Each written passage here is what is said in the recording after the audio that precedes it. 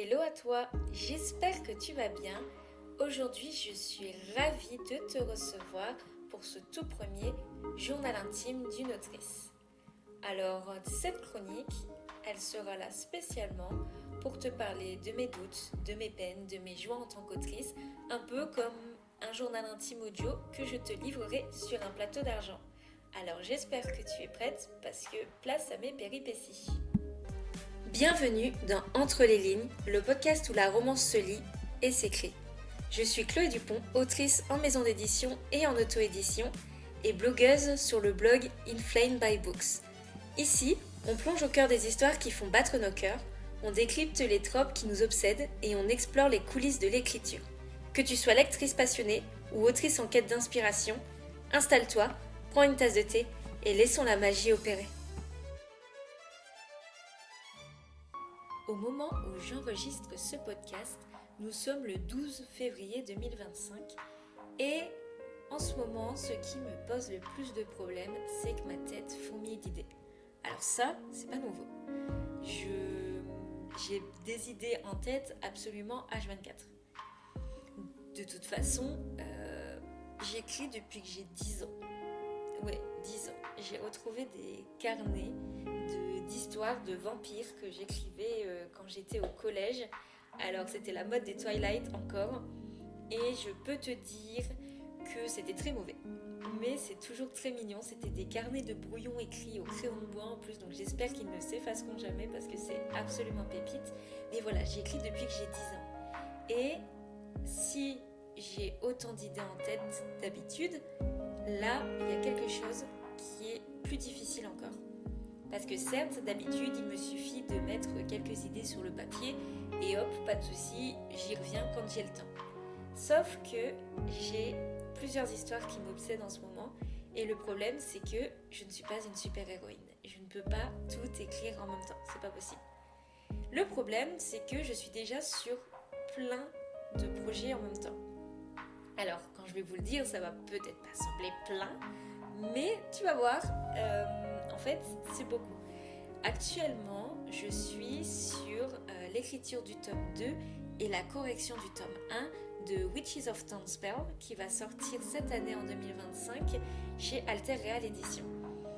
Witches of Tonspell, pourquoi je galère à le dire moi-même, ce n'est pas grave, c'est une romance fantastique en triangle amoureux avec une jeune femme qui apprend qu'elle est une sorcière et qui doit rejoindre le couvent de sa mère pour apprendre à utiliser ses dons. Parce que le problème, c'est que le couvent et les sorcières en général sont ennemies avec les initiés. Donc elle est une sorcière de sang, c'est-à-dire qu'elle est née avec ses pouvoirs, elle a de vrais pouvoirs, utiliser les éléments, utiliser la magie verte, voilà, des vrais pouvoirs comme ça. Le problème, c'est que face à eux, on a les initiés. Les initiés ne sont pas nés avec des pouvoirs, ils développent quelques capacités au fil du temps. Utiliser un peu de divination, utiliser un petit peu de lithothérapie, mais ce n'est pas possible pour eux de faire vraiment des choses incroyables comme faire apparaître des boules de feu et tout ça.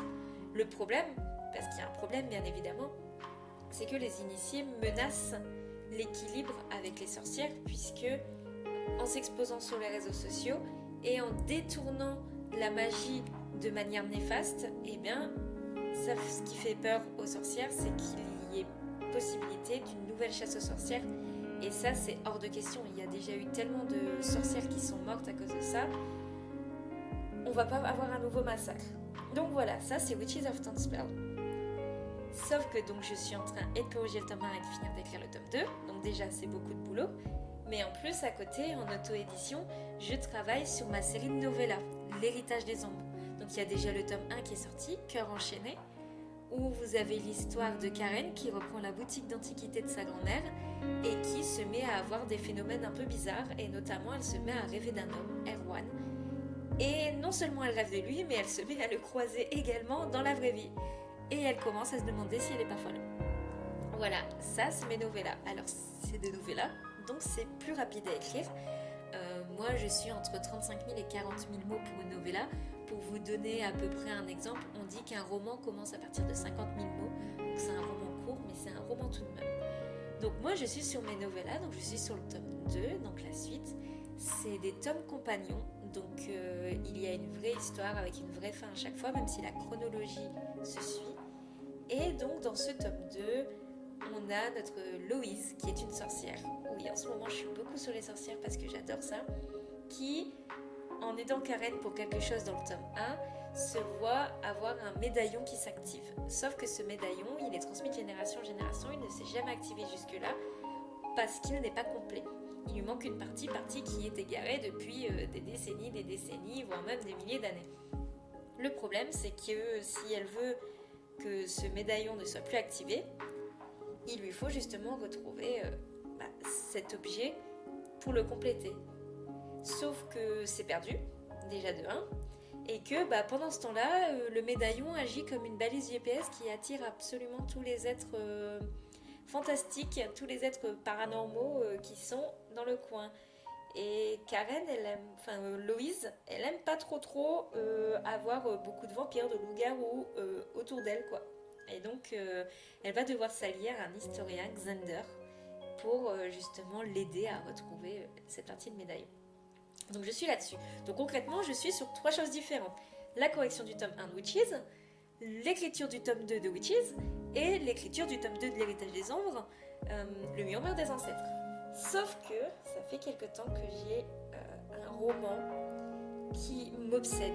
Mais quand je te dis qu'il m'obsède, j'en rêve la nuit, je me réveille en pleine nuit, j'ai besoin d'écrire 2-3 phrases parce que ça m'a popé dans l'esprit. C'est une romance de hockeyeur. Seconde chance, un peu enemies to lover. J'en dis pas plus pour l'instant parce que je veux pas. J'ai déjà écrit le plan complet. Moi, je suis une autrice qui a besoin d'écrire tout le plan.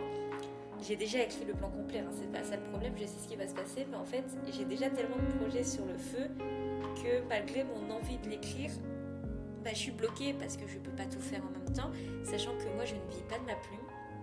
À côté, je suis étudiante encore. Je suis en dernière année de master pour devenir prof et je passe mon concours de prof du coup cette année. Et donc je pense que tu te doutes que je n'ai pas beaucoup de temps pour écrire et avec tout ce qui me pop à la tête, c'est un peu compliqué. Donc je suis très frustrée et très clairement j'ai envie de tout envoyer balader et de juste écrire. Mais je ne peux pas parce qu'on n'envoie pas balader sa vie comme ça. Il n'y a que dans les livres et dans les films que ça fonctionne. En vrai, on n'envoie pas tout balader comme ça. Mais voilà, donc en ce moment, je suis très frustrée là-dessus. Après, je sais que c'est qu'une passade. Je sais qu'il y aura des moments où ce sera plus calme. Mais voilà, en ce moment, je suis très frustrée là-dessus. Par contre, je suis hyper contente parce que j'ai reçu des retours sur mes livres, notamment sur Envol et sur Pardon. Et des retours très bons et j'en suis très contente parce que ça fait toujours plaisir d'avoir des bons retours dessus. Je sais qu'il y a aussi des commentaires négatifs, bien évidemment, ne plaît pas à tout le monde, mais c'est des personnes qui ont l'habitude de lire, dont une personne qui est proche de moi justement, enfin proche de moi, une collègue. Et donc j'avoue qu'avoir leur avis et entendre que je fais du bon boulot, ça fait toujours plaisir. Ouais, donc oui, c'est un peu ambivalent pour moi en ce moment. Mais par contre, autre chose qui me fait très plaisir, c'est que je me suis bien relancée dans mes réseaux sociaux, que ce soit mon réseau social d'auteur ou mon blog. Mais là, je ne vais pas approfondir pour le blog parce qu'on n'est pas là pour ça. Mais voilà, je sens que je commence à avoir vraiment une routine pour justement publier sur les réseaux sociaux. J'arrive à faire des choses qui sont différentes et ça me plaît beaucoup, je suis trop contente là-dessus. Donc un autre truc sur lequel je me réjouis. Mais voilà, après c'est un peu toutes les news que je peux vous donner actuellement. Voilà, je vais pas m'approfondir plus pour l'instant. Les épisodes journal intime d'une autrice ne dureront pas super longtemps parce que le but c'est pas non plus de saouler avec mes états d'âme, mais plus de faire un peu une avancée de ce que je fais pour un petit peu donner des news et en même temps peut-être que ça peut permettre à d'autres auteurs qui sont un peu voilà, désespérés ou qui ont besoin de soutien ou qui ont l'impression d'être dans une passe un peu mauvaise en ce moment, de ne pas désespérer justement et de se dire que ça arrive à tous les auteurs, on a tous des moments de creux, on a tous des moments un peu plus hauts, on a tous des moments de doute et c'est ça qui fait aussi le métier parce que si c'était tout beau tout rose, je pense que plus de personnes écriraient déjà de base et qu'en plus, eh bien, c'est pas la vie quoi quand c'est tout beau tout rose. Enfin, c'est mon avis à moi, hein, mais je pense que c'est aussi dans l'échec et dans l'adversité qu'on progresse. Et je sais qu'il y a des projets, moi, que je n'ai pas abouti, des projets sur lesquels j'aimerais revenir mais que j'ai pas encore fait. Et c'est ça le jeu aussi, et c'est comme ça qu'on s'améliore. Et c'est comme ça qu'on finit vraiment par comprendre qui on est, ce qu'on aime écrire et pourquoi on aime l'écrire. Voilà, je n'en dirai pas plus, je clôture ce premier journal intime d'une autrice. En tout cas, si tu veux réagir à quoi que ce soit que j'ai dit, ou si tu veux proposer une autre idée de podcast, une autre idée d'épisode, fais-le, que ce soit en commentaire ou sur Instagram Inflamed by Books ou sur mon Instagram Chloé Dupont Auteur. Peu importe, t'es le bienvenu et moi je serai ravie justement de lire tes commentaires. Je te dis à très vite pour un nouvel épisode.